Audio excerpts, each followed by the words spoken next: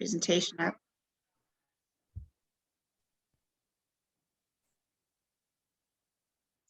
Okay, hi, I'm Nisha Avey, and I'm with the Department of Economic Development, and I help to administer the Business Innovation Act.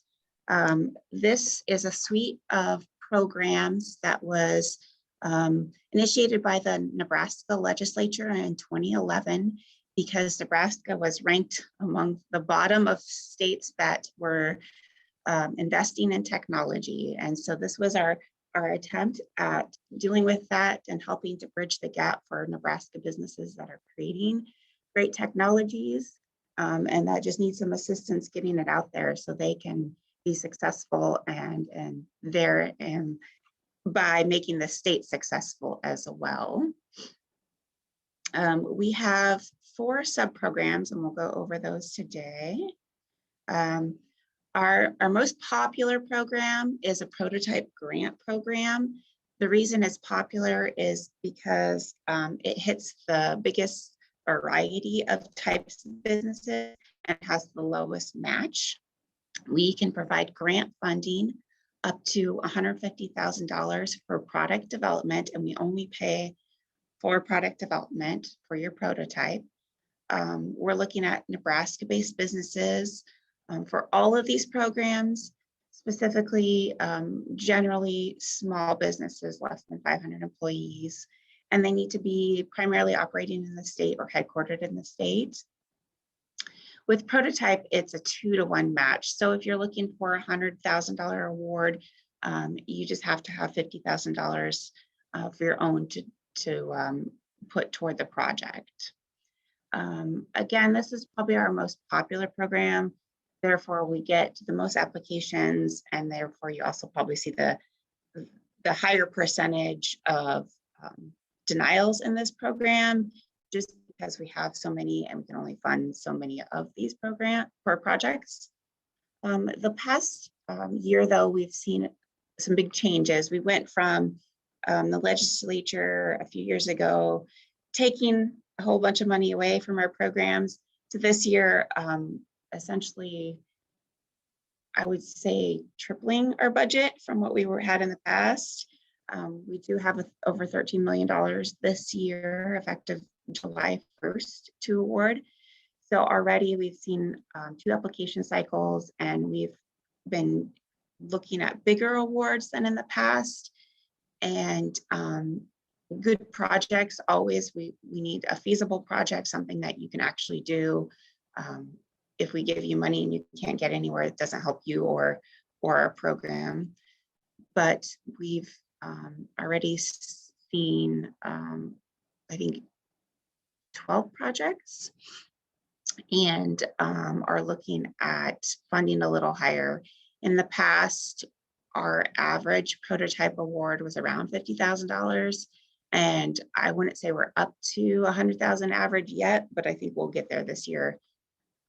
Based on what we've seen so far since July 1st.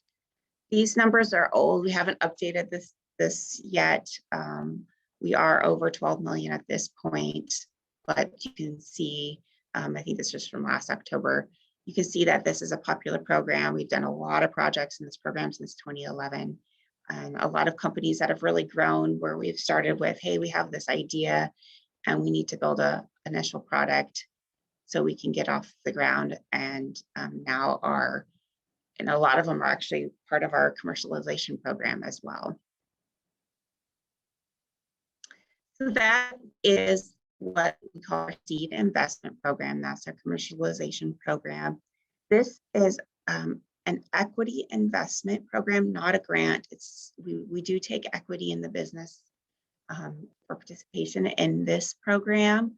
We partner very closely with Invest Nebraska because as a state entity, we cannot make and hold investments in companies. So we approve all of the investments and give the money to Invest Nebraska, but they complete the due diligence in order to make any investments. And then they make and hold the investment. Usually they'll take a seat on the board. They work out the agreement with the companies, how much equity to take. Usually We make these investments as part of a bigger investment funding round. So we will match the terms of that round. This is a one-to-one match with a $500,000 max per company. In the past, again, we've seen $125,000 and $250,000 investments generally. Now we're still kind of closer to that for a midline, but we've already made a $500,000 investment this fiscal year based on having more money to spend. It's nice because we're sometimes matching rounds that are $30 million. It's nice to have at least $500,000 to come in on those bigger funding rounds. Again, the company is going to look, or Invest Nebraska is going to look at the company. We're looking at feasibility. We're looking at your team, marketability of your product, how you're going to get it off the ground. But this program is just general operating funds. It's not specifically geared towards product development. So it's just part of a seed round. We don't have any leverage over where the funding goes as long as it goes to the business. It's a higher match, so whatever, we can only match 1-to-1. So whatever you come in at, we can only match that amount. Again, generally you're going out for a bigger funding round. So you're looking at $1 million or more that you're getting invested in your business at the time. These investments, of course, the total is a lot higher for this program because we can invest a lot more and the amounts are smaller, but we're looking at Nebraska-based businesses. So, our pool isn't as big that are going out for big rounds of investment. We've had some companies doing some really great things. We should probably update some of our really cool companies that are starting to make some news with their investments and their launches that they've seen. We do work really closely with Invest Nebraska on this. In fact, usually when I present, they're there. So if you're interested in seed investment, you can talk to me. And the first thing I'm probably going to tell you is, hey, I want you to talk to Invest Nebraska and make sure they're interested in investing before we move forward on the state side of things. None of our applications are meant to be difficult. We want you to apply to our programs if you have something that you're commercializing or creating, but we do have a new grant management software that is a little more cumbersome to use than what we prefer, but this is what we get. So we don't want you to have to go in there until you're ready to get that process started. We have an academic R&D grant program that some of you may be more familiar with or interested in. It's a phased program, so it's up to $100,000 for phase 1 and up to $400,000 for phase 2. This is for Nebraska-based businesses that are partnering with a Nebraska college or university to do some R&D to create a unique prototype of a product. So what this requires is a contract with the university or a college in the state to do use facilities, to hire a researcher there, do testing with the university. There's a whole kind of host of things you can do, but you just have to have that contract with the college or university in order to apply for this program. It's that 1-to-1 match, so it's higher than the prototype, so you can see why that's so popular. The match is much lower. And of course, it does require that contract with the university. Kind of why we come in with this program is we want to help defray the costs of partnering with the university. It can be pricey because you're getting great expertise and great facilities. So we want to help defray that portion of the project. And generally, that's what our funds pay for. So if you have a $100,000 request from us, you're going to match that with $100,000. And usually that $100,000 will pay for the university portion, and you're going to pay for the costs of your researchers or other contracts that you're having to make for that project. Typically, we'll do a phase 1. Phase 2s are less common because that means you're continuing your research and development. If you can get a product out of a phase 1, that's great. If you need to go into the phase 2, we just want to see that you've made progress with your phase 1, and we partner real closely with you to make sure those milestones are being met so that we can get your product off the ground by the end of your phase 2.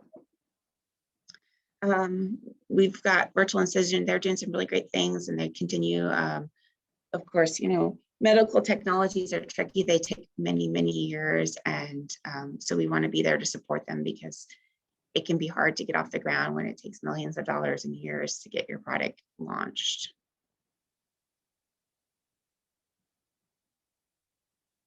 I'm going to go back to that. Actually, we do partner really closely with the university. And of course, if you're working with a college or any other institution in the state, we'd work closely with them. But we have a partner with Ryan Anderson at UNL who does industry relations. So if you are interested on an academic R&D program, I would recommend reaching out to him to get that relationship going and find a partner at the university to work with. Okay, what you came for here, SBIR. Well, Nisha, with that, so now, so under the umbrella of Nebraska Business Development Center, there's also a program called NU Connections, where the intent is to connect business and industry with the university system. So one of the 4 campuses, UNMC, UNK, UNL, or UNO, and there are 4 representatives at each campus. Ryan is at UNL. I'm the respective person for UNK. And then there's 2 other folks at the other campuses. And so we're kind of your entrance, if you will, to get those connections, to know what the contract process looks like, and to make those collaborations between the university and you on that process. So now I'll let you dive into the SBIR matching. No, that's awesome because, we couldn't do anything without our partners. So that's why I'm always saying, reach out to our partners because they're really going to make those connections for you. We don't know those people. We can't make those connections. We can connect you with the funding. So we rely heavily on our partners at NBDC, at UNL, at the different campuses, and Invest Nebraska. And we have partners across the state for any program that we run as well. So SBIR, STTR, we're not a lot of states do this. We've been an underserved state for SBIR in the past. So we developed this SBIR assistance program. It's a phased program as well, in 3 phases. So we have the phase 0 planning grant, which provides up to $5,000 for technical assistance, essentially, to help write your proposal. So what we're looking for is you hiring an expert grant writer or technical reviewer. If we can find someone in the state, we really like that. That helps your application. It's not always possible, but we do prefer that if we can. We can't pay founders salaries to write proposals. We want to look at you to hire someone who can write your proposal for you. For that, of course, with SBIRs, STTRs, one of the first things we also say to you is reach out to NBDC because they can help you with solicitation search, commercialization, market research, and we can't provide that technical assistance. So we rely heavily on NBDC to help you with that. And we can provide the funding for you to hire a grant writer. If you win an SBIR phase 1 or phase 2, as long as you're doing 51% of the project in the state and you're operating in Nebraska, your primary operations is in Nebraska, we can match 65% of your federal award up to $100,000 per phase to help with your project. And this can be so instrumental in getting your project off the ground because there are always costs that the federal government don't allow, or time period that your research, especially with USDA, where you have to start when planting starts or whatever, and your project actually isn't funded until September. So we can cover time periods, we can cover resources that the federal government won't pay for. It has to be something that the federal government won't pay for, otherwise you'll get in big trouble, especially with the federal government. So you have to look at your budget and look at what expenses outside of that budget can we cover. And there's always enough. I have never had someone can't come up with $100,000 in additional assistance that I need. And we've been able to get projects off the ground because they have a notice of award, but their funding hasn't started, or they have additional technologies that they need, or contracts that they need that's not covered. And I think that's really been instrumental for a lot of our businesses in actually successfully completing their projects on time and commercializing their technologies. We can work with you once every 2 years on a project.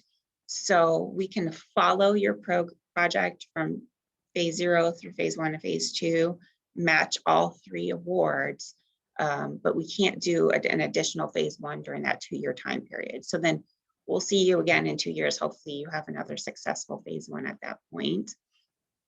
So this is the only project where we have in statute time limitations on when we can match your awards. We've been an underserved state, 107 projects, so the project number is fairly high for our programs, but the dollars awarded not as high.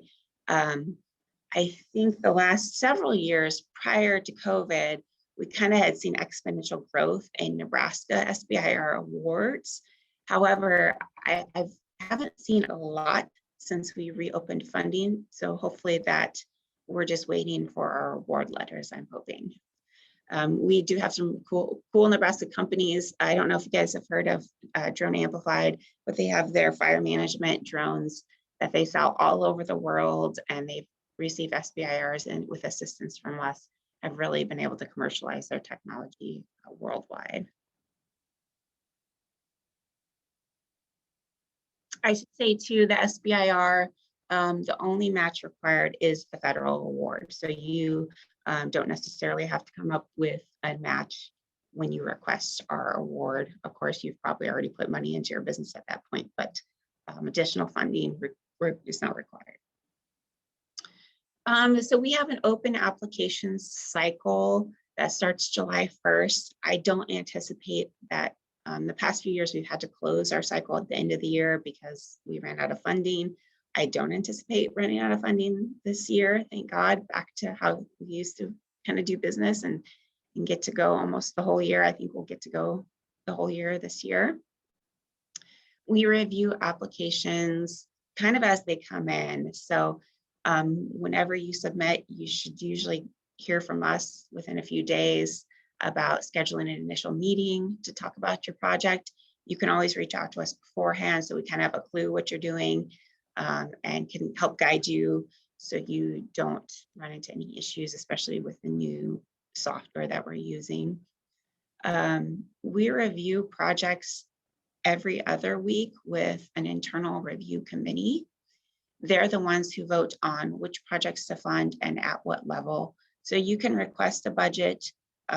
We ask that you provide a specific budget for your project costs. So you really want to come in with bids and a breakdown of item expenses. And then because the more realistic your budget, the more likely we are to fund at that full award if we can. So the internal committee is the one who determines funding and at what level. We kind of work closely with you, Ben and I, to get an understanding of your project so we can share with the committee what you're doing and kind of advocate for your project. Anything that happens outside of a contract with us, we can't cover. So if you really need our funds, you're going to want to wait to incur expenses until you do have a contract with us so that we can provide our portion of reimbursement. Everything with the state is done on a reimbursement. So you have to incur the expense, provide evidence to us that you incurred it, and require reimbursement. And then we reimburse based on whatever program you're in, that percentage. So if it's academic R&D, we'll reimburse at 50%. SBIR, because you have that federal award, we actually reimburse at 100% of the expenses that you submit to us because we know you have that federal award outside of our budget. And then prototype, we reimburse at 66% because you're coming in with a third of the funding. And it's all done through the state accounting system. So it's all made via direct deposit to the bank account that you provide to us. The reimbursement process, again, we try to make it easy. It's done through our grant management software, so you have to upload it all online. We look at those documents, and so long as you've provided evidence that you've incurred those expenses, we will send those direct deposits. If you're awarded with us, once you have a signed contract, then we provide the instructions on how to request reimbursements and work with you again closely. We will have a financial packager who will work with you on the contract and the reimbursements at that point, and we will remain your business contact, but that person will be your back-end contact for drawdowns.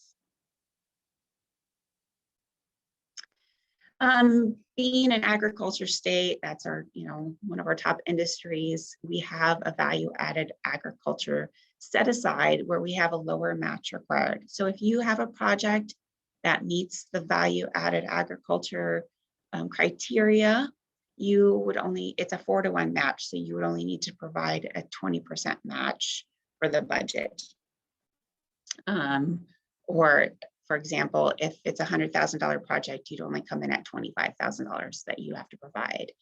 So value-added agriculture is specifically projects that increase efficiency, profitability of farming and ranching in the state. That can be technology that increases yields, increases animal health. We funded anything that we funded under the value-added agriculture match is some way increasing the profitability of farming and ranching in the state, but it can have a lot of applications. We've done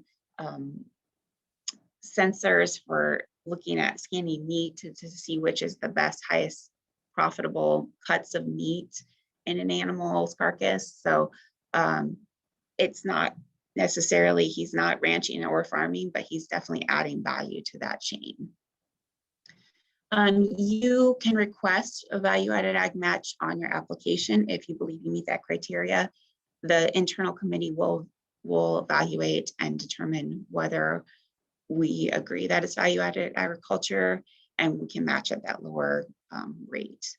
Usually, if you're value-added agriculture, there's only been a couple instances where it didn't really meet the criteria. So our applications, again, we want to be easy to work with. We want to fund great projects. It's not like SBIR, and you're not going to see those, hopefully, hurdles. But what you do need to know is that you're looking at a committee of people who may or may not have technical understanding of what you're doing. So really, a layman's project, a description of your project, an elevator pitch is great. Something that anyone can understand is how you're going to want to communicate it to us so we can share with the review committee in an easy to understand way. Being really open and honest about what you're working on, having a clear understanding about your project, really knowing your market. And this is where we rely on our partners at NBDC, because you really want to have some sort of business plan so you know who your true market is, because your market isn't everyone. And your budget can't be infinite, and you need to have a very clear and concise project description, project budget, really having a SWOT analysis or something like that to understand what you're working with, who your competitors are. All of these are important things. If you have customer interest already, that's a really great thing to add to your application, because we know somebody actually wants to buy your product. Again, when you come to us with your application, please have your bids ready, because once we give you funding, we want to see you get going on your project and get moving. Talking to potential customers is an important part of actually validating whether or not anyone's going to buy what you're working on. If you're working on SBIR, STTR, those connections with NBDC can be invaluable because they can connect you with program managers at that federal level and make sure there's interest for what you're doing so you don't waste your time. We don't want you wasting your time.